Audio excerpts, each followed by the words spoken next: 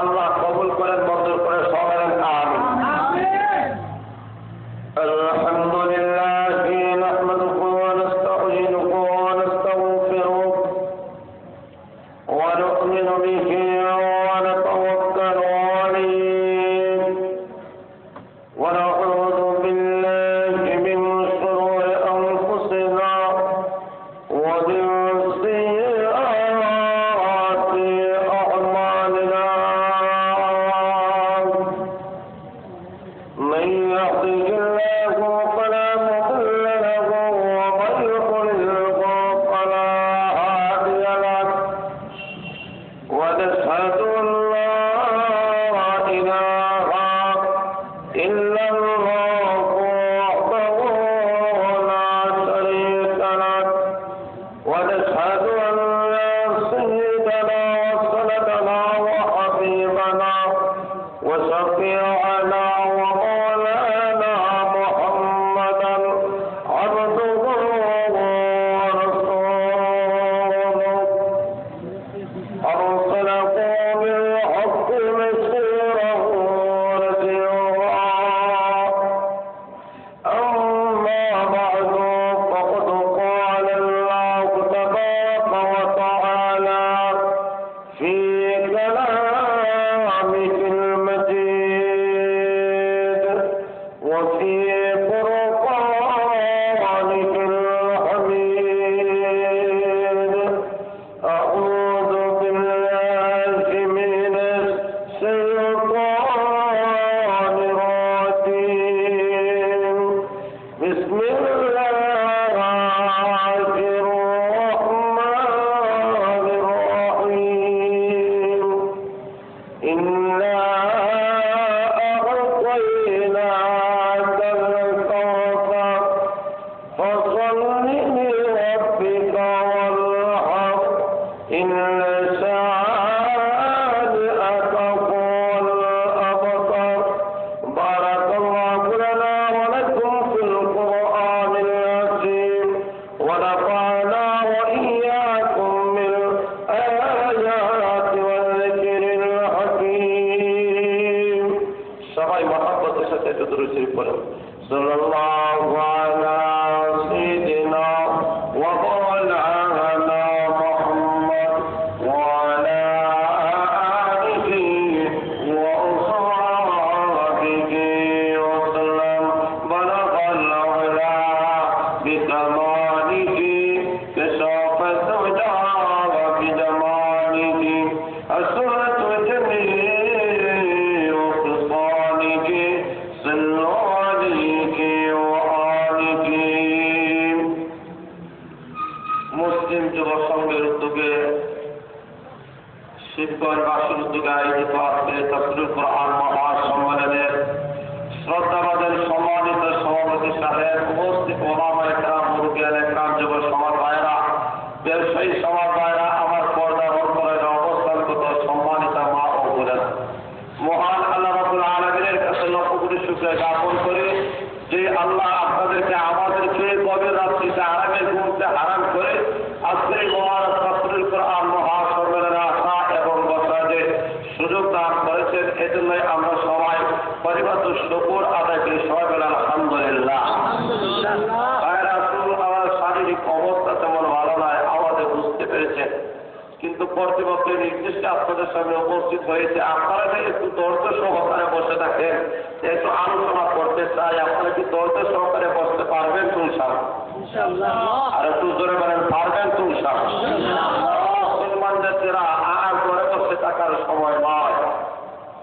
আর মুসলমানের আওয়াজকে স্পষ্ট করার জন্য সারা বিশ্বের সমস্ত ইহুদি খ্রিস্টান জাতিরা ঐক্যবদ্ধ হয়ে গেছে কিভাবে ইসলাম এবং মুসলমান জাতিকে পৃথিবীর মানচিত্র থেকে মুছে ফেলা যায়। সকল ষড়যন্ত্র আন্তর্জাতিক মহলে চলতেছে। সেই মুহূর্তে আজকের এই মুসলিম যুব সংগ্রাম উঠবে, আজকের এই তাফসীরুল কোরআন মাহফিলের মাধ্যমে আজকে তারা উপস্থিত হয়েছে। উপস্থিত হওয়ার মাধ্যমে আমরা প্রমাণ করে দিতে চাই, বাংলাদেশ মুসলমানের দেশ, বাংলাদেশ আলিমাদের দেশ, বাংলাদেশ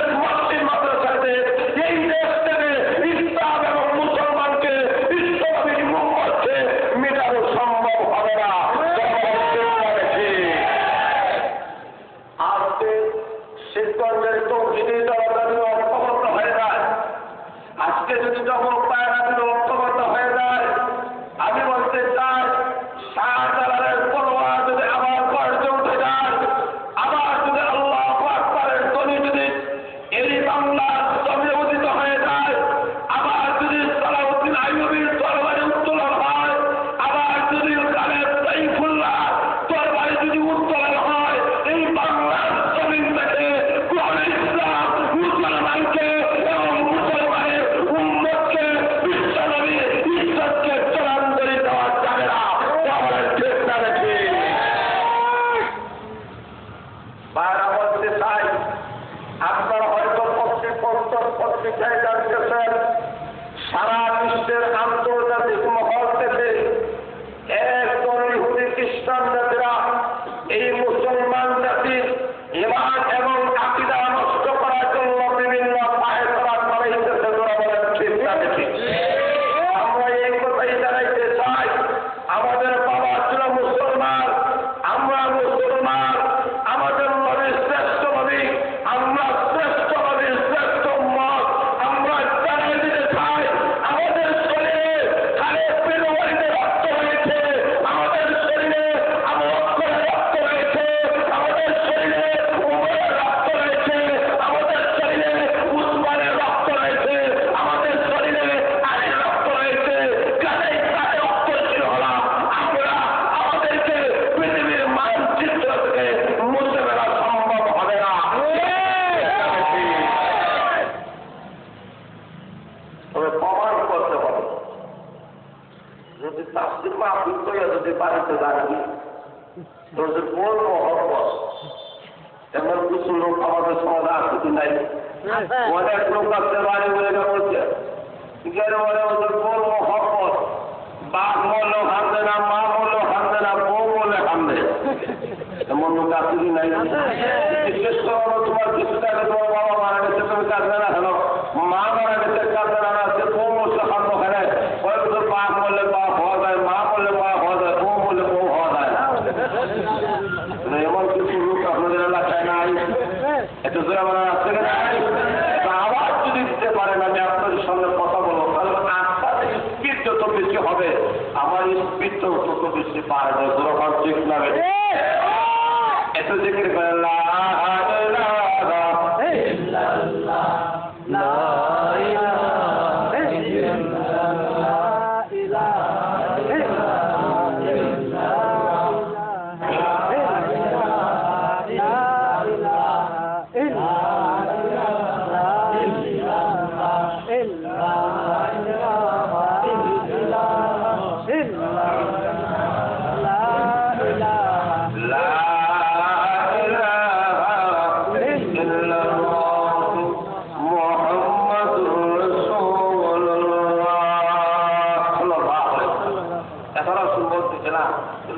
জিজ্ঞেস করো ভাই, তোমার বাপ মরছে হামবে না, মা মরছে হামবে না, বউ মরছে হামবে না, ওদের বাপ বলে বাপ হওয়া যায়, মা বলে মা হওয়া যায়, বউ বলে বউ হওয়া যায় না।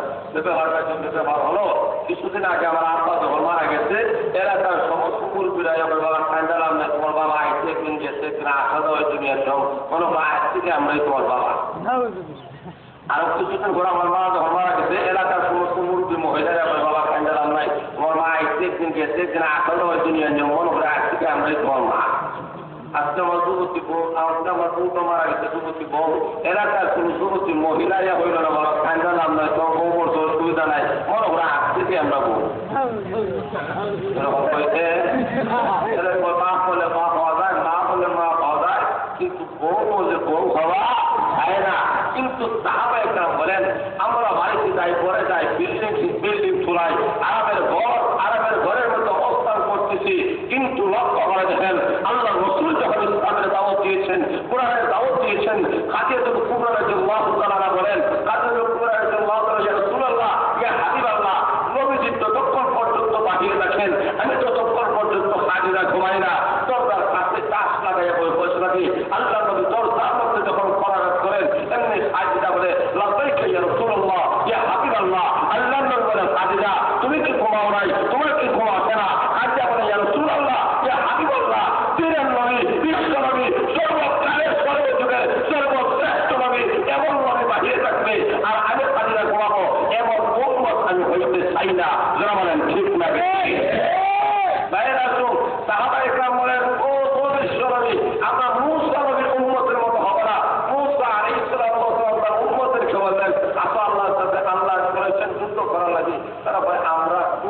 মধ্যে নাই, আমরা কালিয়া কলের মধ্যে আছি।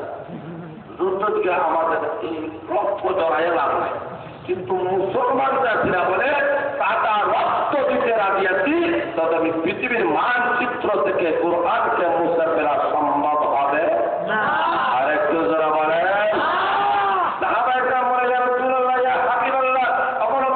চিন্তা করবেন না, আপনি হচ্ছে শ্রেষ্ঠ নবী, আপনার জন্য আমার জীবন বিসর্জন করলাম। সাহাবায়ে কেরাম বলেন নবীর জন্য জান বিসর্জন করতে রাজি আছে, মাল বিসর্জন করতে রাজি আছে, ছেলে সম্পদ ছাড়তে রাজি আছে, জন সম্পদ ছাড়তে রাজি আছে, বাড়িঘর ছাড়তে রাজি আছে। হিজরত করে মক্কা ছেড়ে চারেকের মধ্যে গেলেন, হিজরত করে মক্কা ছেড়ে সাহাবায়ে কেরাম মদিনার মধ্যে গেলেন, প্রমাণ করে দিলেন এক দেশ থেকে আরেক দেশে আমরা চলে যেতে চাই, ইসলামের আওয়াজ সারা বিশ্ববাই পৌঁছায় দিতে চাই। কোন পার্টির পন্থীরা ইসলামকে যদি বিশ্বাস করতে চাই, তাদের তার পণ্যের জবাব দিতে হলে আমরা টাকা রক্ত দিতে একবার দুইবার নয় হাজার বার প্রস্তুত হয়েছি। যারা বলেন ঠিক না? বাংলাদেশে যদি এমন পরিস্থিতি তৈরি হয় যে নবীর ইজ্জতের জন্য যদি জীবন দিতে হয়, দিতে আপনারা রাজি নাই? এত জোরা মানে রাজি আছেন কি নাই? বাইরা সংলগ্ন করে দেখেন ইসলামের ইতিহাস আপনাদেরকে কি বলবো। আল্লাহ নবীর জন্ম হয়েছিল মক্কা, মক্কা থেকে শুরু করলেন, তাইয়ের দেশের মধ্যে দাওয়াত দিলেন, তাইয়ের দেশ থেকে মক্কা থেকে মদিনায় 500 কিলোমিটার দূরত্ব। আল্লাহ রাসূল সাল্লাল্লাহু আলাইহি ওয়াসাল্লাম মক্কা থেকে মদিনায় গেলেন, একটা ইসলামী স্টেট কায়েম করলেন। আল্লাহ রাসূল সাহাবায়ে কেরামদেরকে সেখানের মধ্যে ইসলামের ট্রেনিং দিলেন, কোরআনের ট্রেনিং দিলেন, ইসলামের তালিম দিলেন, নামাজ রোজার তালিম দিলেন। আল্লাহ রাসূল সাল্লাল্লাহু আলাইহি ওয়াসাল্লাম সেখানের মধ্যে এইভাবে সাহাবায়ে কেরামদেরকে আল্লাহ রাসূল পাঠিয়ে দিলেন। এক এক করে সাহাবায়ে কেরাম বলেন আল্লাহ নবী একজন সাহাবী যার নাম সাদ ইবনে আবি ওয়াক্কাস রাদিয়াল্লাহু তাআলা আনহু, সাদ ইবনে আবি ওয়াক্কাস রাদিয়াল্লাহু তাআলাকে আল্লাহ নবী যখন পাঠিয়ে দিলেন 12,000 সাহাবায়ে কেরামদেরকে নিয়ে সাদ ইবনে আবি ওয়াক্কাস রাদিয়াল্লাহু তাআলা আনহু সমুদ্র পথে রওনা হয়ে সেই জায়গায় আফ্রিকার জঙ্গলের মধ্যে গিয়ে ইসলামের পতাকা উড্ডীন করেছেন। ঠিক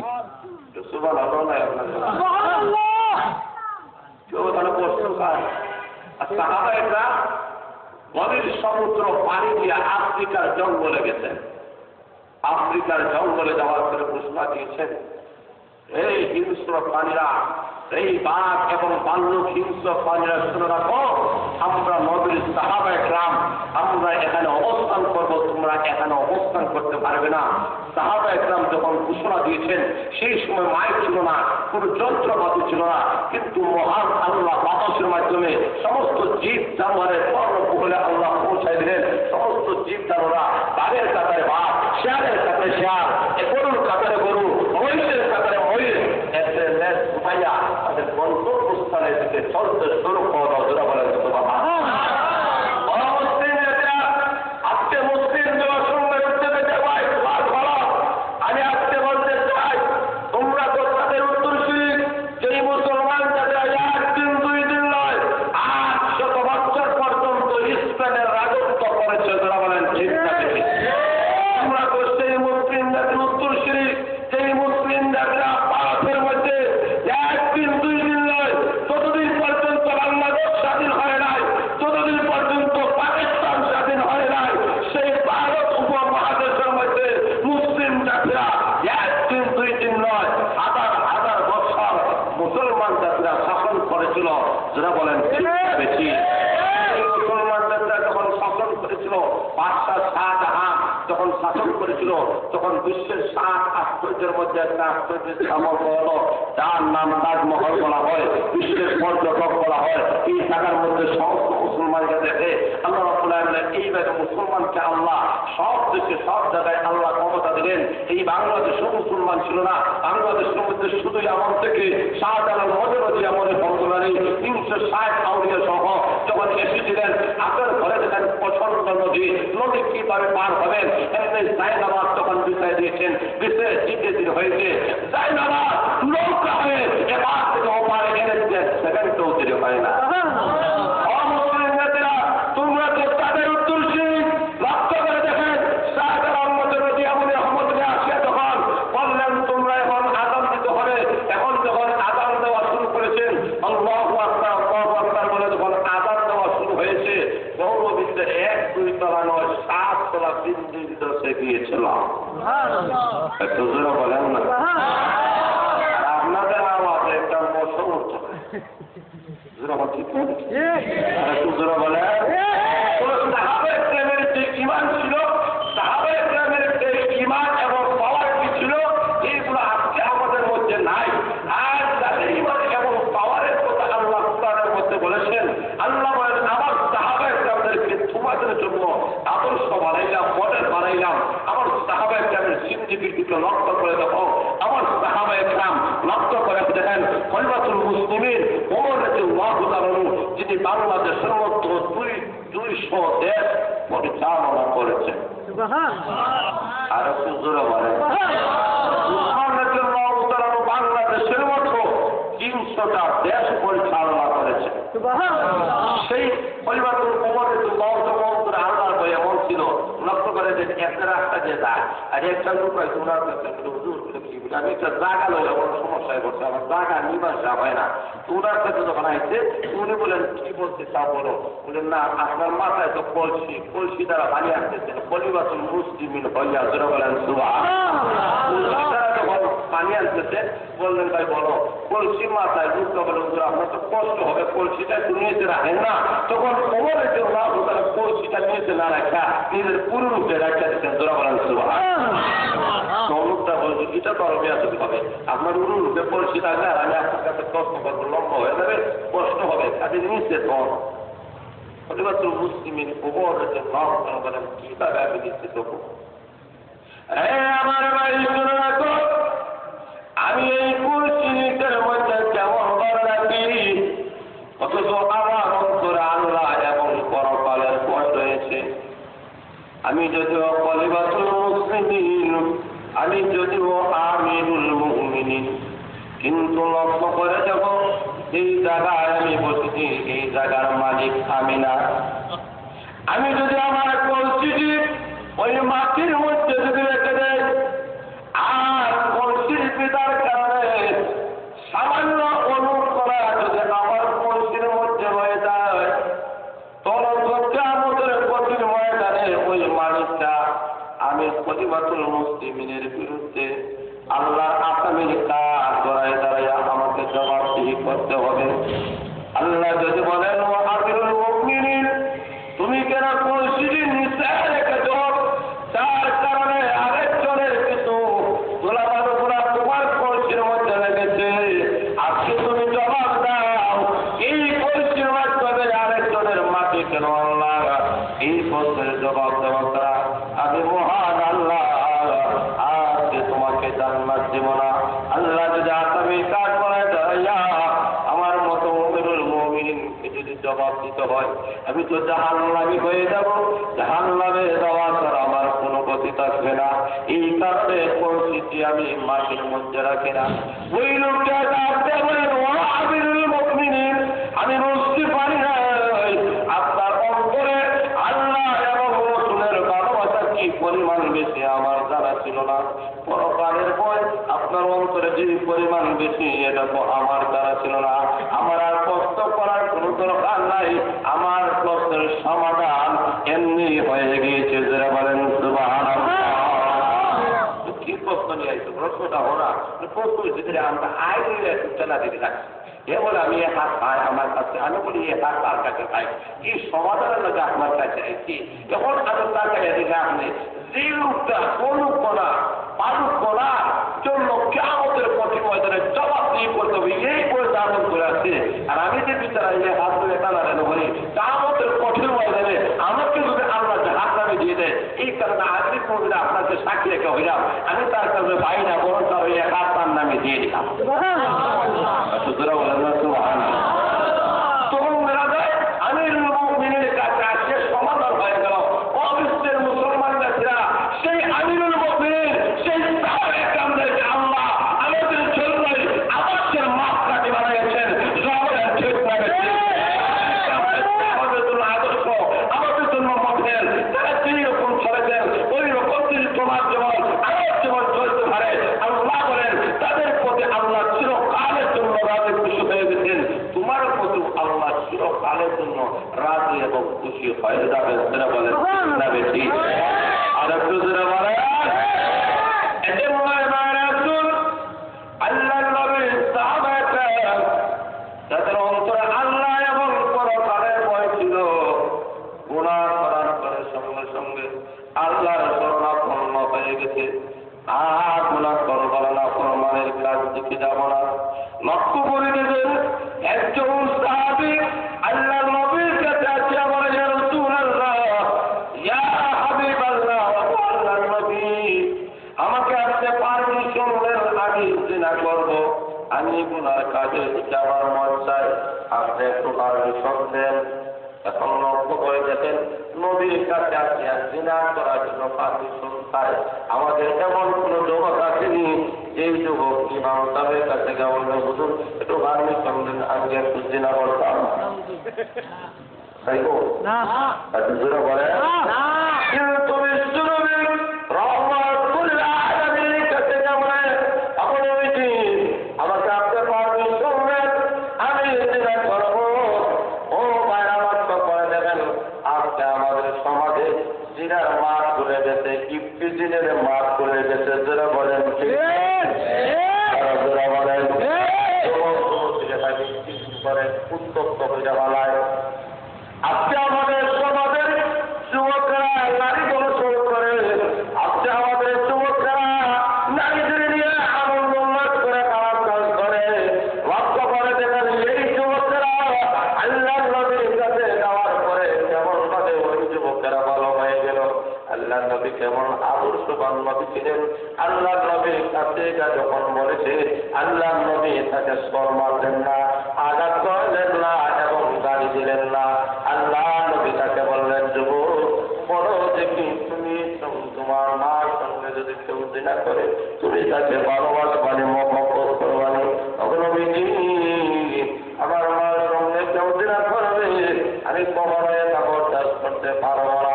এবার আল্লাহ নবী বলেন, তোমার বোনের সঙ্গে কেউ জিনা করো, এটাকে তুমি ভালোবাসো মহব্বত করো।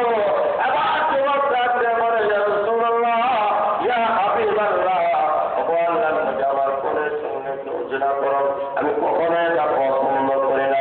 আল্লাহর নবী বলেন, তোমার মেয়ের সঙ্গে কেউ জিনা করো, তুমি কি পছন্দ করো? না নবী, আমি পছন্দ করি না। তাহলে তোমার স্ত্রীর সঙ্গে কেউ জিনা করো, তুমি কি এটা ভালোবাসো, পছন্দ করো? না নবীজি, আমার স্ত্রীর সঙ্গে কেউ জিনা করা তো দূরের কথা, আমার স্ত্রীর দিকে কেউ চোখ তুলে তাকায় আমি তার চোখকে পাই করে ফেলবো। যখন ঠিক না দেখে আরো যখন ঠিক না দেখে স্ত্রীর দিকে কেউ তাকা, এটা কেউ ভালোবাসে না।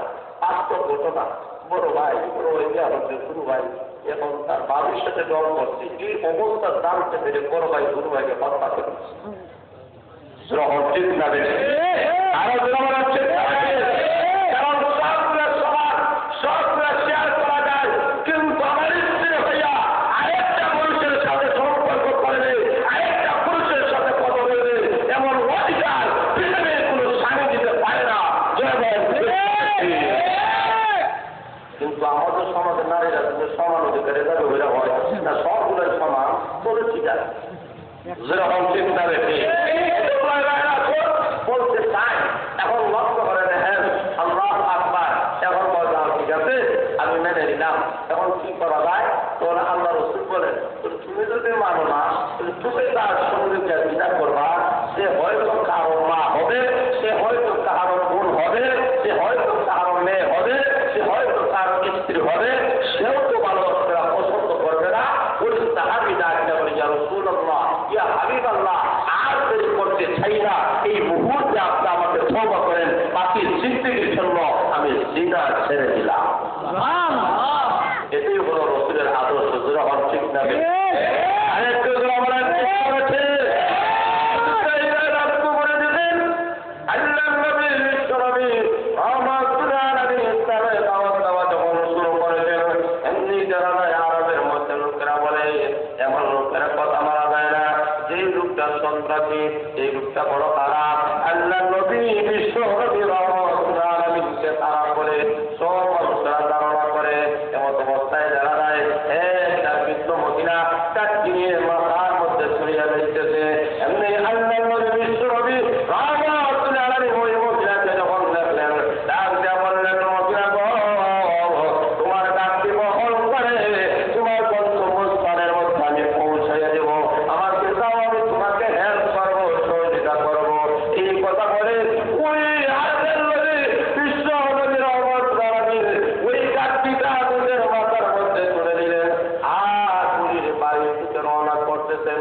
এবার পুরী বিশ্বনবী রাহমাতুল্লাহ আলাইহিকে বলে, ও যুবক, তোমার মতো যুবক তো কত ভালো, কত সুন্দর, কত নম্র, কত ভদ্র, কিন্তু ওই মোহাম্মদ, সেই মোহাম্মদ আরবের মধ্যে আসে, দিনের দাওয়াত দেয়, ইসলামের দাওয়াত দেয়। এই লোকটার সেইটা খারাপ কেউ নাই।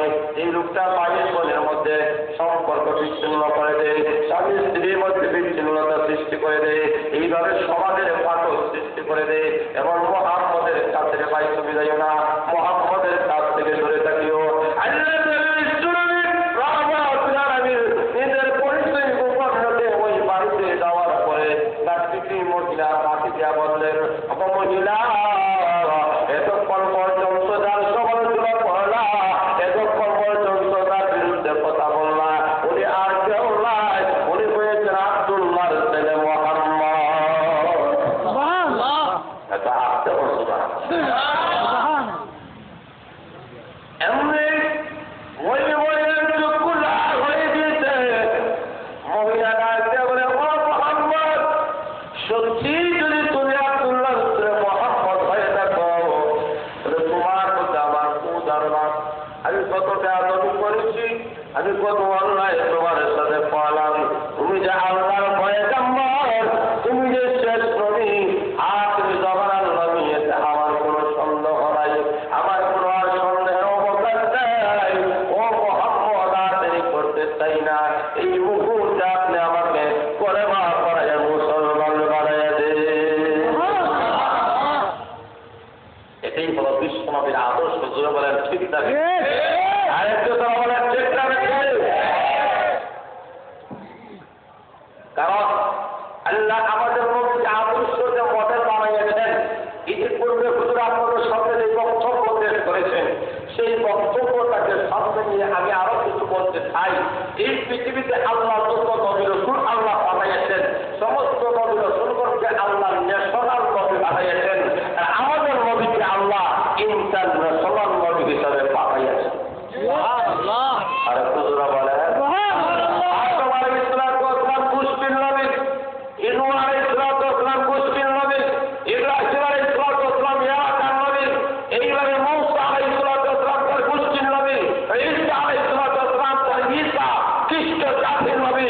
কিন্তু আপনার আমার নবী শুধুমাত্র মুসলিম জাতির জন্য নয়, আপনার আমার নবী মুসলমানের নবী, ইহুদিদের নবী, খ্রিস্টানের নবী, বৌদ্ধদের নবী, হিন্দুদের নবী, সারা বিশ্বের নবী, এই কারণে আমাদের নবীকে বলা হয় ইন্টারন্যাশনাল নবী। আর উম্মত ন্যাশনাল না, ইন্টারন্যাশনাল উম্মত। জোরে বলুন সুবহানাল্লাহ। এই উম্মত সারা বিশ্বে যাইতে পারে। লক্ষ্য করে দেখেন, আপনি যদি বলেন আমি নবী দাও, ইসলামের কাজে লাগে বলে দাও তোমার ভাব, আমি গেছিলাম দাও।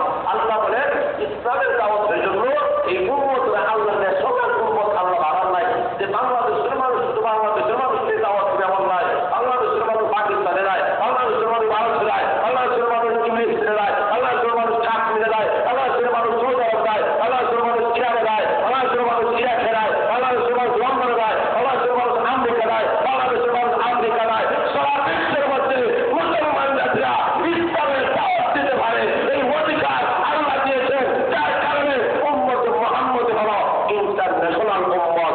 যারা বলেন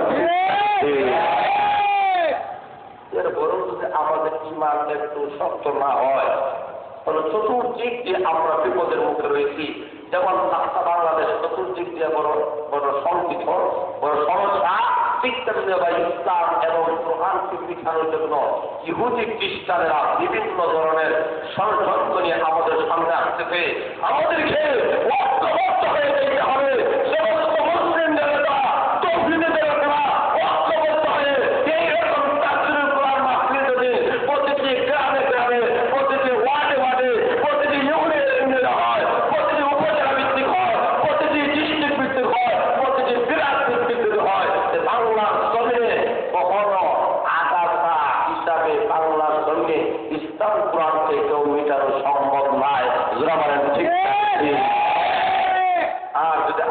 ঐক্যবদ্ধ না হয়, বিশ্বনবীর উম্মত হিসাবে যদি ঐক্যবদ্ধ না হয়, চতুর্দিক দিয়ে আমাদের প্রতি হামলা হবে।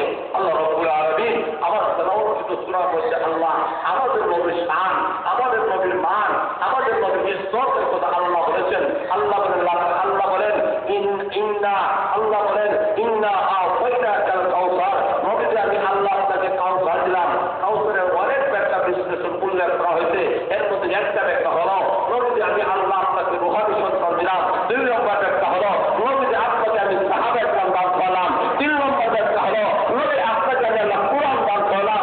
4 নম্বর ব্যাখ্যা হলো নবী আপনাকে আমি হাউজে কাউসার দান করলাম। 5 নম্বর ব্যাখ্যা হলো নবী আপনাকে আমি আল্লাহ মাকামে মাহমুদ দান করলাম, প্রশংসিত স্থান দান করলাম। যে জিনিসটা আমি আল্লাহ আপনাকে দিয়েছি আদম আলাইহিস সালাম থেকে শুরু করে কিয়ামত পর্যন্ত কাউকে দান করে নাই। যারা বলেন ঠিক না বেশি, এই জন্য আল্লাহ রাব্বুল আলামিন নবী আপনাকে পাঠাইলেন। ইসলামের দাওয়াতের জন্য আপনাকে আমি আল্লাহ পাঠাইয়াছি। সারাদিন সময় ইসলামের দাওয়াত আপনাকে দিতে হবে, আপনার উম্মতকে, আপনার সাহাবায়ে কেরামদেরকে আমি আল্লাহ সারা পৃথিবীর জন্য মডেল বানাইলাম, সারা পৃথিবী মানুষের জন্য আদর্শ বানাইলাম। মাত্র করে দেবেন সাহাবায়ে কেরাম আল্লাহ নবী বিশ্ব নবী রাহমাতুল্লাহ জন্য কেমন ভালোবাসা এবং কেমন মহব্বত। আল্লাহ নবী বলেন লক্ষ্য করে দেখো, আল্লাহ নবী যখন ঘোষণা দিয়েছেন কে আছে এমন যুদ্ধের ময়দানে গিয়ে আল্লাহর চরিত্র আল্লাহ হাতের মধ্যে ধরে যাবে। এমনি সাহাবায়ে বলেন আমরা আর ঘরে থাকবো না, শুরু করেছেন যুদ্ধের ময়দানে চলে গেলেন। তবু যুদ্ধ শুরু হয়ে গেছে, যুদ্ধের ময়দানে সাহাবায়ে কেরাম যখন শহীদ হয়ে গেছে, এমনি জায়গায় আমরা স্ত্রী তো যুদ্ধের ময়দানে দিকে আর বলি আল্লাহ নবী বিশ্ব নবী রাহমাতুল্লাহ আলাইহি ওদেরকে আলাদা করেন, নিহতদেরকে আলাদা করে দাফন করে দেবেন। এই প্রস্তুতি যখন আল্লাহ নবী গ্রহণ করতেছে, এমনি আল্লাহর জন্য উদাহরণ আনহুর স্ত্রীকে বলেন রাসূলুল্লাহ ইয়া হাবিবাল্লাহ, আল্লাহ নবী গো আমার স্বামী যে হামদার হয়েছিল, আমার স্বামী কই? আল্লাহ নবী বলেন ও হামদারের স্ত্রী, দেখো তোমার হামদালা শাহাদাত বরণ করে আল্লাহর চরিত্র আল্লাহর মধ্যে চলে গিয়েছে। এবার হামদারের স্ত্রী চোখের পানি পড়ে কাঁদে আর বলে ইয়া রাসূলুল্লাহ ইয়া হাবিবাল্লাহ, আমার কোনো দুঃখ নেই, আমার কোনো বেদনা নাই, ইসলামের জন্য, কোরআনের জন্য, বিশ্ব নবীর জন্য যে আমার স্বামী শহীদ হয়ে গেছেন। তো নবী বিশ্ব নবী আপনার দরবারে একটা দরখাস্ত হলো আমার স্বামীটাকে আপনি গোসল দেওয়াবেন, মেহেরবানি পূর্বক গোসল দেওয়াইয়া আমার স্বামীটাকে আপনি দাফন করবেন। অত বিশ্ব নবী আপনি জানেন না আমার স্ত্রী, আমি তার স্ত্রী, আমার স্বামী এবং স্ত্রীর মধ্যে কি হয়েছে আপনি জানেন না। তো নবীজি গত রাত্রিতে আমাদের বাসর হয়েছে, বাসরের শেষ হওয়ার পরে আমার স্বামী সমাবাস হয়েছিল ঘোষণা করার জন্য, কিন্তু যখন শুনেছে তারা ঘোষণা দিয়েছে এ আপনি আমার যুদ্ধের ময়দানে চলে যেতে হবে, আমার স্বামী আদেশ করে নাই, ঘরে ঘোষণা দিয়া যুদ্ধের ময়দানে আসিয়া শাহাদাত বরণ করে আল্লাহর চরিত্র আল্লাহর মধ্যে চলে গিয়েছে। আমার নবীজি আমি চাই আমার স্বামীটা যেন অপবিত্র অবস্থায় আল্লাহর সামনে সাক্ষাৎ করুন। এবার আল্লাহ নবী বলেন সাহাবায়ে কেরাম আমার হামদাকে আল্লাহকে গোসলের ব্যবস্থার জন্য তোমরা ইন্তজাম করে নাও। এমনি জিবরাইল আলাইহিস সালাম আল্লাহ নবীর কাছে আসিয়া বলেন ও নবীজি আপনারা হামদাকে গোসলের কোনো প্রয়োজন নাই, মহান আল্লাহ রাব্বুল আলামিন হামদার গোসলের জন্য আল্লাহ রহমতের ফেরেশতা পাঠাইয়া দিয়েছে। এবার আল্লাহ নবী বলেন আমি গেলাম হামদার লাশের কাছে, আমি যা দেখি এখনো পর্যন্ত হামদার শরীর থেকে টপ টপ করে পানি পড়তেছে।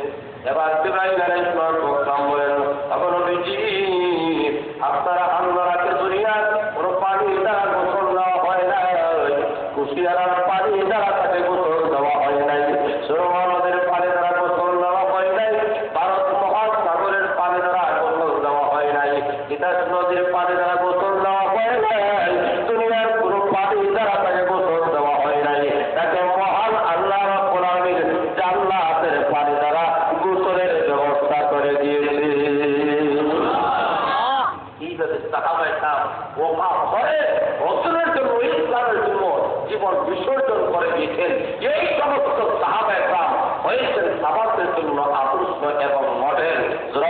ঠিক না বেশি? আরো যারা বলার চেষ্টা দিচ্ছে লক্ষ্য করে দেখেন, আমরা যখন গুনাহ করব, যখন লক্ষ্য করে দেখেন এই গুনাহটা মাপ কিভাবে যাবো, কোন পদ্ধতিতে যাবো, আল্লাহ রাব্বুল আলামিনের সাহাবায়ে কেরামের জীবনের দিকে তাকাই দেখো, তারা যেমন ভাবে তওবা করতে, আমি আল্লাহ ঘোষণা দিলাম কোন পর্যন্ত তোমরা তওবা করতে পারো, আমি আল্লাহ তোমাদেরকে জান্নাতের মেহমান বানায় দেবো। যে বলেন আমিন। আল্লাহ রাব্বুল আলামিন সর্বশেষে একটা ঘটনা বলে শেষ করে দিতে চাই। সেই ঘটনাটি হলো আল্লাহ রাসূল সাল্লাল্লাহু আলাইহি ওয়াসাল্লাম যুদ্ধের জন্য যখন ঠান্ডা করতেছেন, বলেন কি আবু ঠান্ডা দিবাই, তখন লক্ষ্য করে দেখেন আল্লাহু আকবার, উসমান রাদিয়াল্লাহু তাআলা বলেন অগ্রবিধি দিলাম, বলে কি আছে, বলে তিন ভাগের এক ভাগ দিলাম, উপর বললেন দাও ঠান্ডা, তিন ভাগের দুই ভাগ দিলাম, তিন ভাগের এই পড়তে দিয়েছিলাম, দুই ভাগ করে পড়তে দিয়েছিলাম। আল্লাহ বলা হলো কি দিবা, আবু বকর ভাইয়া রাসূলুল্লাহ সবগুলো আপনার সাথে শেষ করে দিচ্ছি। তখন বলা হলো বাড়িতে কি রাখেইল, আবু বকর ভাইয়া রাসূলুল্লাহ ইয়া হাবিবাল্লাহ, আল্লাহ এবং রাসূল তারা বাড়িতে কিছুই রেখে নেই। আর রাসূলরা বলে এই কামটা করতেছেন, এমন তো একটা মহিলা তার ফুলের সন্তান হয়ে আল্লাহ রসুলের সামনে উপস্থিত হয়ে গেছে, আল্লাহ রসুলের চেহারা মলিন হয়ে গেছে, সাহাবার কামড় চেহারা মলিন হয়ে গেছে, আমরা ঠান্ডা হলে আর মহিলা ফুলের সন্তান হয়ে ঠান্ডা ভালো লাগে, উল্টা ভালো লাগিয়েছে, জোর হন বেশি না বেটে মহিলা ডাক্তার রাসূলুল্লাহ ইয়া হাবিবাল্লাহ, আমি আপনাদের ঠান্ডা ভরার জন্য আসি নাই, আমার আসার কারণ হলো আপনাকে ঠান্ডা দেওয়ার জন্য, সহযোগিতা করার জন্য।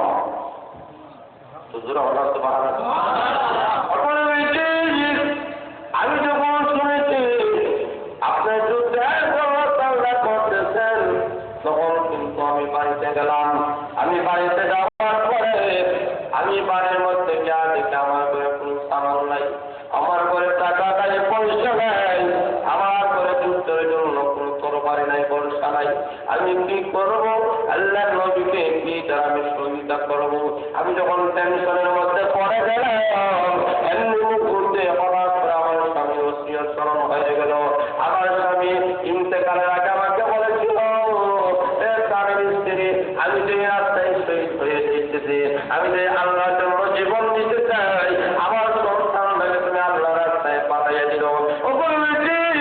আমার স্বামী ওসিয়তের কথা মনে হয়ে গেল, আর আমার কুলের সন্তানকে আপনার সামনে পেশ করে দিলাম। ওই কুলের সন্তান লাভ নেই, যুদ্ধের ময়দানে আপনি কাজে লাগাইয়া দিবেন, যুদ্ধের ময়দানে আমি হাতিয়া করে দিলাম। এবার আল্লাহ নবী বলেন, ও মহিলা, কুলের সন্তান দ্বারা কোনদিন যুদ্ধের ফায়দা হয় না, একে গোসল করানো লাগবে, খাওয়ানো লাগবে, বাঁচানো লাগবে, তার সেবা শুশ্রূষার প্রয়োজন, পেশাব পায়খানা করানো লাগবে, কত কিছু করানো লাগবে। তাদের এই ছেলে দ্বারা যুদ্ধের কোনো ফায়দা হবে না। নিয়ে যাও মহিলা, অন্য কোনদিন যখন বড় হবে যুদ্ধের ময়দানের জন্য পাঠাইয়া দিল। এবার মহিলা যুদ্ধের পরিমাণের কারণে আমি ফিরত যাওয়ার জন্য নাই, আমার কুলের সন্তানকে আপনার সামনে পেশ করলাম। এখন যুদ্ধের ময়দানে গিয়ে যখন আপনার অভিযুদ্ধ করবেন, এমনি মুহূর্তে যখন পাপেরা তখন দিক দিয়ে যখন আপনার মধ্যে হামলা করবে, এমনি মুহূর্তে আমার সন্তানটাকে আপনি ডাল হিসাবে রেখে দিবেন। আবার আবার যখন পাপেরা পিছন দিক দিয়ে যখন আঘাত করবে, আমার সন্তানটাকে পিছন দিক দিয়ে আপনি রেখে দিবেন। আবার আমার পাপেরা ডান দিক দিয়ে যখন হামলা করবে, আমার সন্তানটাকে আপনি ডান দিক দিয়ে রাখিয়া দিবেন। আবার যখন পাপেরা বাম দিক দিয়ে যখন হামলা করবে, আমার সন্তানটাকে আপনি বাম দিক দিয়ে রাখিয়া রাখবেন। আপনার কারণে যদি, আপনার ইসলামের কারণে, আপনার মহব্বতের কারণে যদি আমার সন্তানরা যাত্রা হইয়া টুকরা টুকরা হইয়া আমার সন্তান যদি শাহাদাত বরণ করে, এতে আমার কোনো দুঃখ নাই, কোনো বেদনা নাই। তবে আমি কিয়ামতের কঠিন ময়দানে আল্লাহর কাছে বলতে পারবো, আল্লাহ আর কিছুই দিতে পারি নাই, তোমার নবীর সহযোগিতার জন্য আমার কুলের সন্তানটা হাদিয়া করে দিয়েছি।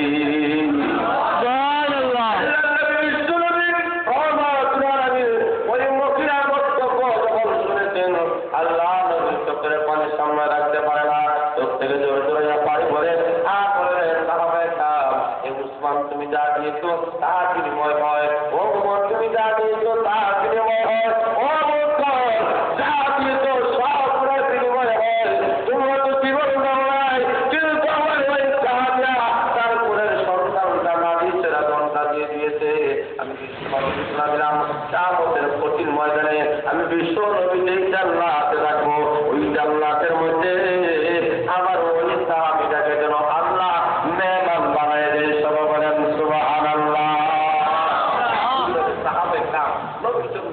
বিসর্জন করে দিয়েছেন। ভাইরা আপনাদের সাথে এই কথাই বলতে চাই, নবী আমাদের জন্য আদর্শ মনের, আর সাহাবা একরাম আমাদের জন্য আদর্শ মনের। আমরা যদি গুনাহ করি সঙ্গে সঙ্গে আমাদেরকে তওবা করতে হবে, পাপ মুক্ত অবস্থায় দুনিয়া থেকে যেতে হবে। কিয়ামতের কঠিন ময়দানে আল্লাহ রাসূল বলেছেন 70,000 উম্মতকে আল্লাহ বিনা হিসাবে আল্লাহ জান্নাত দিয়ে দিবেন। আর একটু জোরে বলেন না।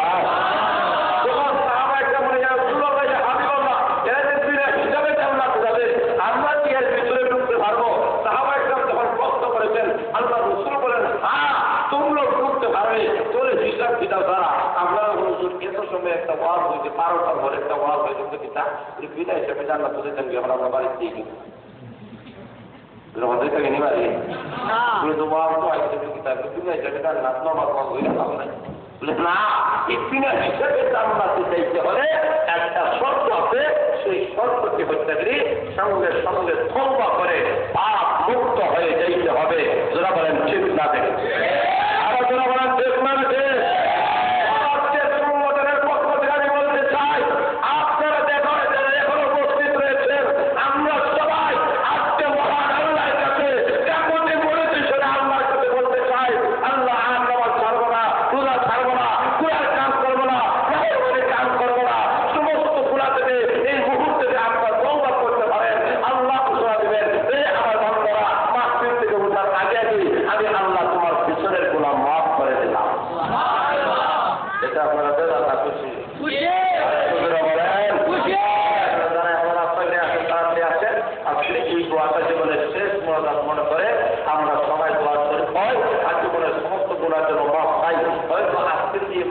আমাদের জীবনের শেষ মাফিক হয়ে যেতে পারে। যারা বলেন ঠিক না ঠিক, আজকের এই মোনাজা আমাদের জীবনের শেষ মোনাজা হইতে পারে। আগামী বছর এখানে থাকতে পারবো কিনা এর কোনো গ্যারান্টি আমাদের নাই। যারা বলেন ঠিক না ঠিক, হ্যাঁ জুতা কেনার লাগে আপনি দেখেন, আমি কেন জুতা কেনার লাগে ভাই জুতা দেও বলে দিল, তারপর আমি গ্যারান্টি 6 বছর গ্যারান্টি দেন, আপনি জুতা চান, আপনার গ্যারান্টি গ্যারান্টি দিলে আমি 1 বছরের, আপনাদের 1 বছর বাদ দেন জুতা কিনতে পারবেন, কোনো গ্যারান্টি আছে আপনাদের? আছে মনে হয় যারা এখানে বসে আছে এখান থেকে আমার বাড়িতে ফিরে দেখতে পারবেন কিনা এমন কোনো গ্যারান্টি নাই। যারা বলা ঠিক না ঠিক, এরা ঘুম থেকে আবার উঠতে পারবে কিনা এর কোনো গ্যারান্টি নাই। লক্ষ্য করে দেখেন, এখন আপনি আসছেন, এখন কথা বলতেছেন, এখন শুনতেছেন, কিছুক্ষণ ঘর দেখা যায় বাইকে ঘোষণা হয়ে গেছে, সেটা গেলে সারা দুনিয়াতে নাই। নাই মানে নাই, তার আপু আছে, বাবা আছে, কাকু আছে, নাই কেন? এই থেকে বোঝা যায় আমাদের চোখ, আমাদের হাত, আমাদের নাক